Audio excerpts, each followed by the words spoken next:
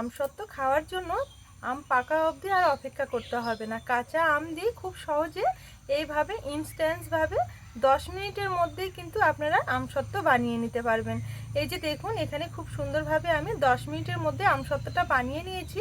তবে এটা কিন্তু ভালো করে একটু সেট করে তবেই থালা থেকে তুলে নিতে হবে। এখানে আমি 10 মিনিটের জন্য একটু রেখে দিয়েছিলাম, আর এরই মধ্যে দেখুন খুব সুন্দরভাবে কিন্তু সেট হয়ে গেছে, কোনো রকমে হাতে লেগে যাচ্ছে না। এটাকে 3-4 ঘন্টা রেখে দেওয়ার পর ঠান্ডা হয়ে যাওয়ার পর তারপরেই কিন্তু থালা থেকে কেটে কেটে তুলে নিতে পারবেন।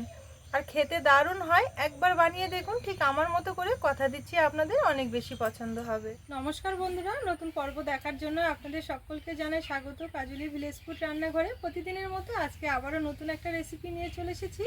আজকে আমি খুবই সহজভাবে কাঁচা আমের আমসত্ত্ব বানিয়ে দেখাবো, তাও আবার ইনস্ট্যান্টভাবে, ঘন্টার পর ঘন্টা রোদে দেওয়ার ঝামেলায় থাকবে না। খুবই সহজভাবে 10 মিনিটে বানিয়ে নিতে পারবেন। তাহলে চলুন দেখে নেওয়া যাক আজকের রেসিপি। আমার চ্যানেলে নতুন বন্ধু হয়ে থাকলে সবার আগে চ্যানেলটি সাবস্ক্রাইব করে নেবেন, আর যে সকল বন্ধুরা ফেসবুক পেজ থেকে দেখছেন পেজটা অবশ্যই একবার ফলো করবেন।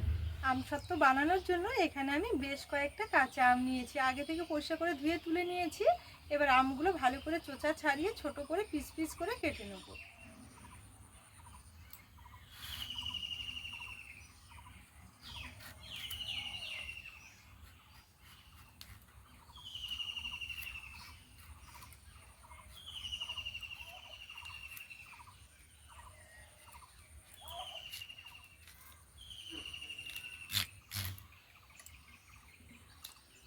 মাঝখানে এই বীজগুলো ফেলে দিতে হবে।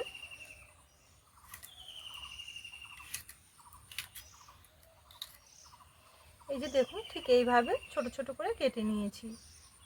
কেটে সঙ্গে সঙ্গে জলের মধ্যে দিয়ে দেবো। আমের যে কষটা থাকে সেটা কিন্তু খুব সুন্দরভাবে বেরিয়ে যাবে। একইভাবে সম্পূর্ণ আমগুলো চোচা ছাড়িয়ে এইভাবে ছোট ছোট করে কেটে নেব। এই যে দেখুন, এখানে সম্পূর্ণ আমগুলো আমি খুব সুন্দরভাবে ছোট ছোট করে কেটে নিয়েছি। এবারে জলটা পাল্টে ভালো করে একটু ধুয়ে নেব। এই যে দেখুন, জলের মধ্যে কেটে রাখার জন্য কতটা আমের কষ বেরিয়েছে। এখানে সবার প্রথমে উনুন জ্বেলে একটা কড়াই বসিয়ে নিয়েছি। কড়াইয়ে নিয়ে নেব একটুখানি জল।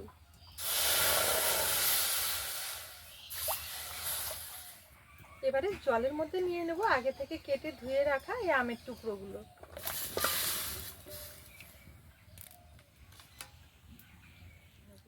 আমটা প্রথমে ভালো মতো একটু সেদ্ধ করে নিতে হবে।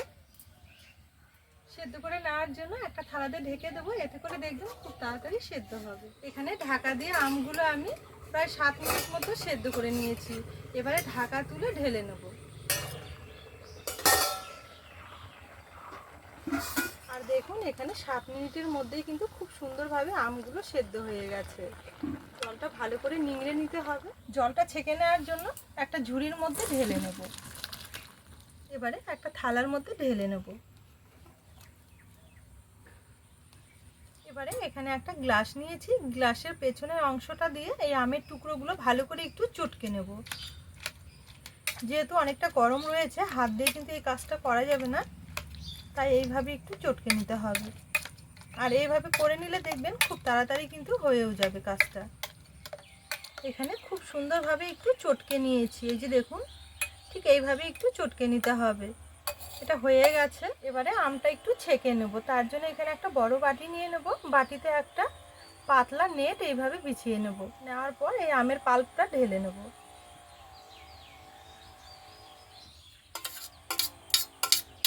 এবারে খুব সুন্দরভাবে একটু হাত দিয়ে চেপে ধরে একটু ছেঁকে নিতে হবে।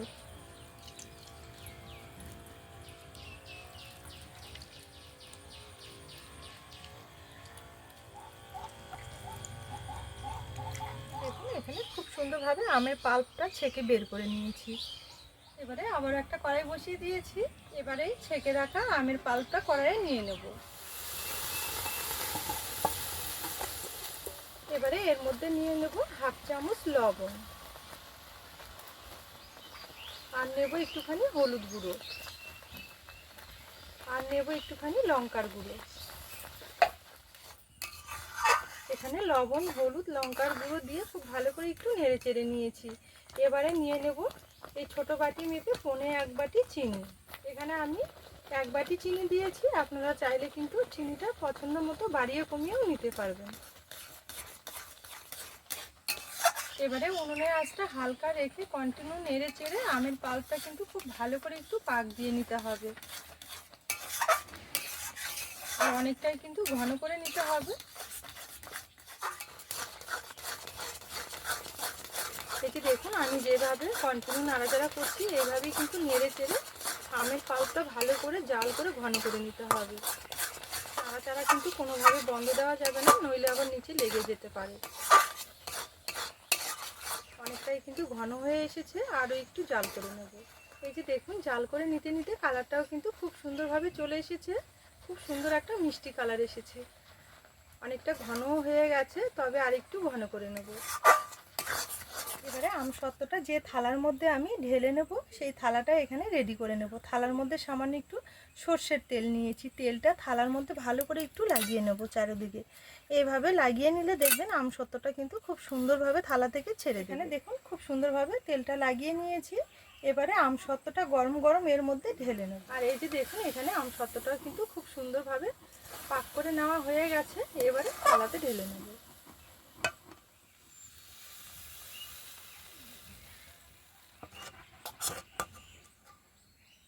এবারে পুরো থালাতে খুব সুন্দরভাবে ছড়িয়ে নেব।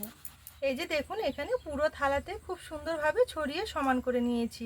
এবারে এটাকে আমি পুরোপুরি ঠান্ডা করে নেব, আর দেখবেন পুরোপুরি ঠান্ডা হয়ে গেলেই কিন্তু থালা থেকে ছেড়ে দেবে।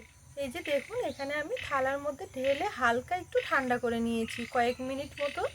তারপরে এটা দেখুন কত সুন্দরভাবে সেট হয়ে গেছে, হাতের মধ্যে কিন্তু কোনো রকমেরভাবে লাগছে না। এটা যখন পুরোপুরি ঠান্ডা হয়ে যাবে তখন দেখবেন খুব সুন্দরভাবে কিন্তু থালা থেকে ছাড়িয়েও নেওয়া যাবে। আপনারা কিছুক্ষণ রেখে তারপরে এইভাবে থালা থেকে ছাড়িয়ে নিতে পারবেন, খুব সহজেই কিন্তু উঠে আসবে। তাহলে বন্ধুরা আজকের এই ইনস্ট্যান্ট আমসত্ত্ব বানানোর রেসিপি আপনাদের কেমন লেগেছে অবশ্যই কিন্তু একটা কমেন্ট করে জানাতে ভুলবেন না।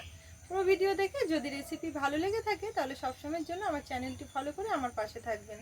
আজকের জন্য রেসিপি এখানে শেষ করলাম, আবারও ফিরে আসবো পরের দিন নতুন রেসিপির সাথে। ততক্ষণের জন্য আপনারা ভালো থাকবেন, সুস্থ থাকবেন।